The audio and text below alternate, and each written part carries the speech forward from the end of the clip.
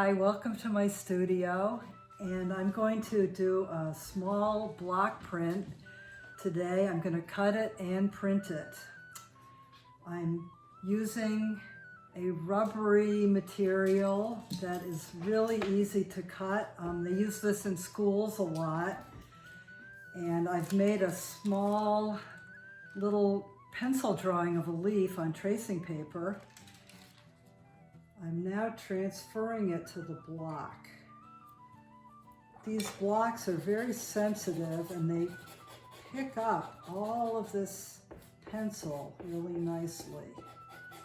I'm just rubbing it with a bone folder.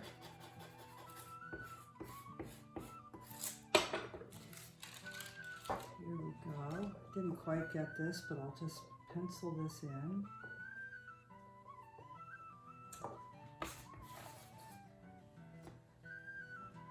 I'm going to do a sort of a positive negative cut to show you the two ways of making lines. So to make a white line and have this part print darker, you actually cut away the line.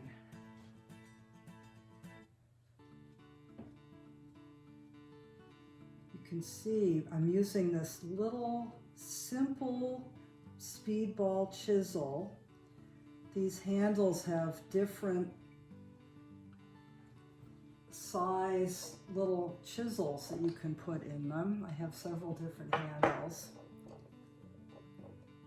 And I'm just making all these little ribs of the leaf now.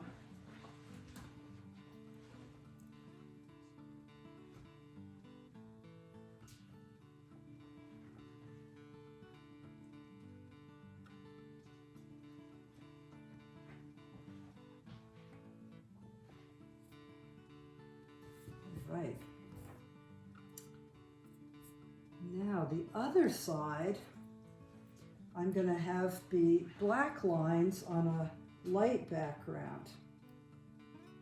And to do that, you have to cut away everything but where you want the dark lines to print. So I'm going to just go on the outside of the line here a little bit. And now, cutting out the part that isn't the ribs of the leaf.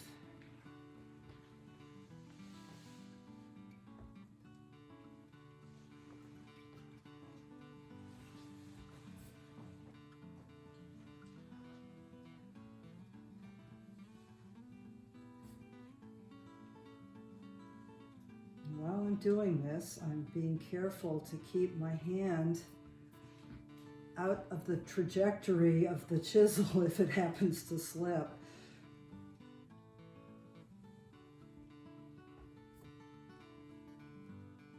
The thing about doing a block print is that you really can't do much about fixing it if you make a mistake. So you have to be fairly sure that you like your image, and you have to be pretty careful about cutting it.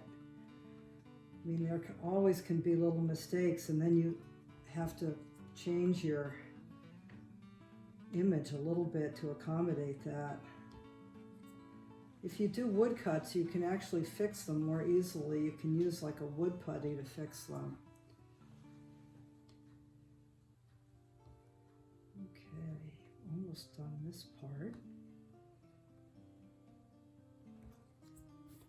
Now I'm going to take a wider chisel, and I'm just going to cut away the background, but I'm going to leave some of these nice chisel marks. This is a really nice thing about block prints, is that you can get a very special effect that you really can't get with anything else of the actual, you get an image of the process of cutting this away.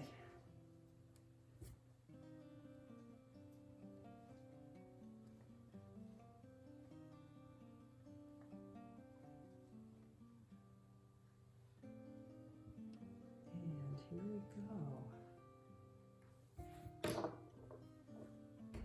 Ta-da! So, now we're ready to print it. I have several different papers here that I'm going to print this little block on.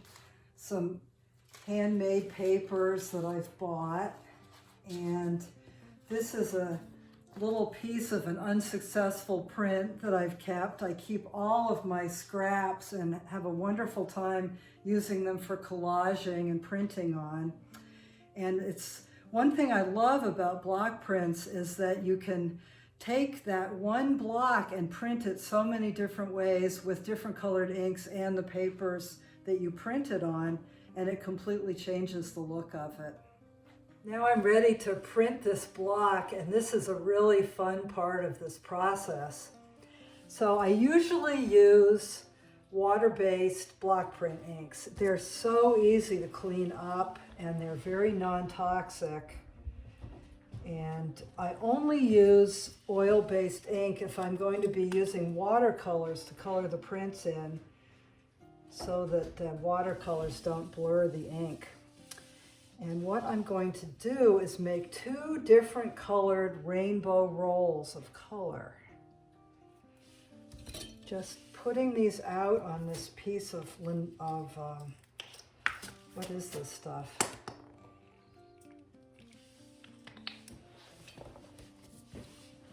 Okay, so this is fun. You're gonna use a brayer to roll these inks out,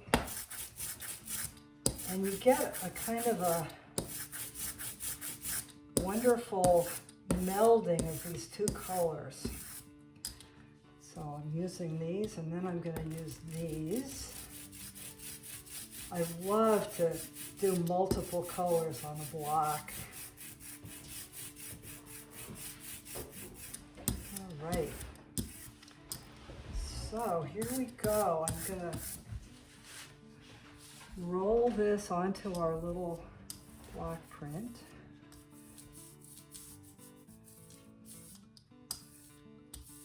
I never start right out using my good paper because you usually don't get a very good print the first time. This is called charging the block, where you just get it inked up and get it to receive the ink. So I'm just using a piece of scrap paper, which I've just laid down. And I don't have a printing press to do this. I just do it with this little spoon. It's a very low-tech process. This is the very old-timey traditional way of doing a block print. And let's see what we've got here. All right.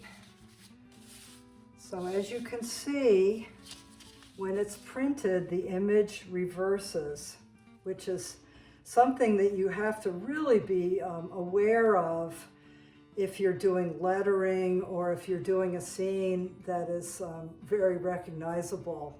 So you have to actually cut the image backwards to have it print in the right direction. So let's use one of our nice pieces of paper now and see what we get.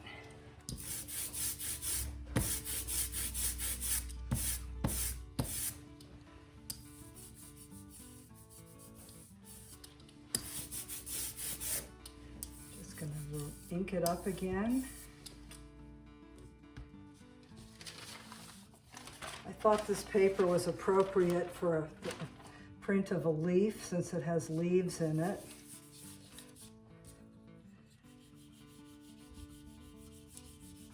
Just give it a good rub with my little spoon.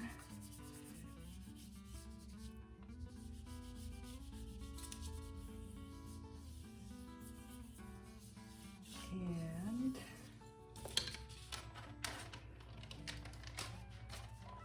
ta-da! Okay, one more time here.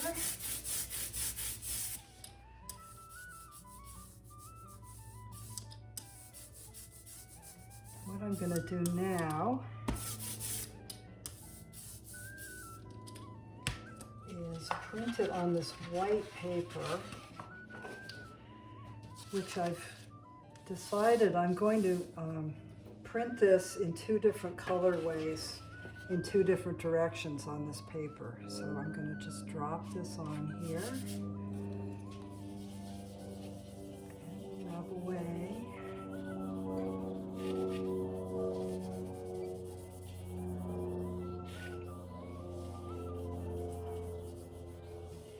This is very good exercise if you're doing a large print. All right, so there's that. I'll just put these aside. I have some ink on my fingers that I've gotten on the paper. Now I'm going to just blot this color as much as I possibly can. As I print, I usually clean the block fairly often by blotting it with some scrap paper, because especially on a print that has thinner lines and more detail, they do fill up with ink after you've done it a few times. Okay, now let's try this. Let's see what happens when we use this color. If I was really being super careful, I would actually wash this block off with water and let it dry. But we'll just see what we get here. So we've got quite a different look now. And let's just try printing it on this interesting piece of paper. So I want to get it in the right place. So I'm going to hold up the block and place it down. And I'm going to flip it over. So here's this very intense image on this side of a print that I did. And I really like the back side of it a lot.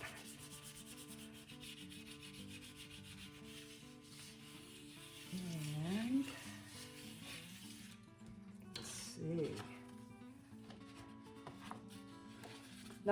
Not a great print, but kind of an interesting effect.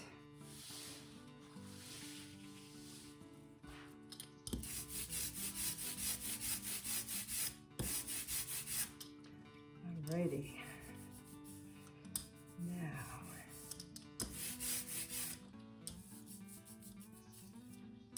don't think I had quite enough ink on the block last time, and you can see how it didn't make a nice dark print. Now I'm going to try this one again. I think this will be interesting. So I'm placing it where I want it to be. Now I'm going to flip it over again.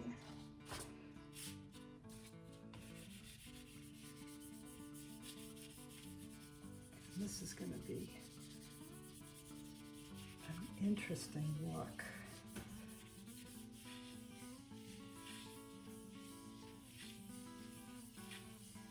Okay, let's see what we've got. Ta-da!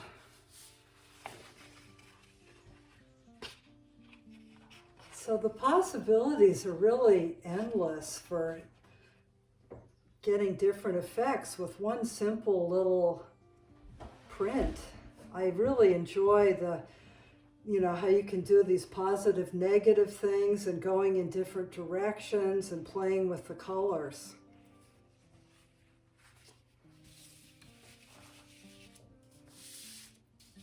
Okay, let's just try it. Let's try it on this. This is marbleized paper, which is really gorgeous. Let's just see what that looks like.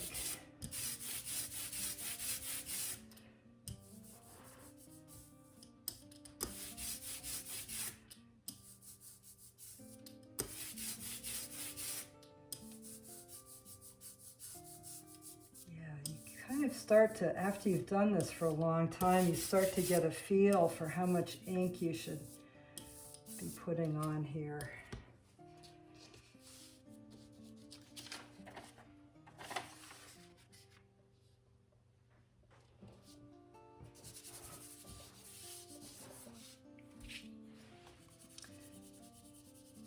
It's a very low-tech kind of printmaking.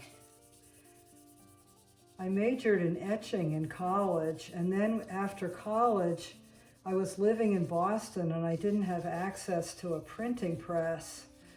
So I started doing block prints because I hardly needed any equipment and I could do it in a really small space. And it's very portable. And I found out that I just totally loved the process and just stuck with it. So this is quite lovely on this marbleized paper. You can sort of see this great pattern through the ink.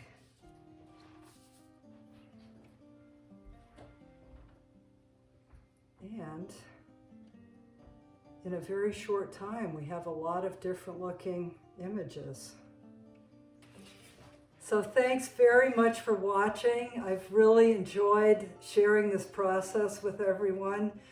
This is something that many people did once in school and decided it was really a pain and never wanted to do it again. But it's great to show my enthusiasm for doing this and just demystify the process a little bit.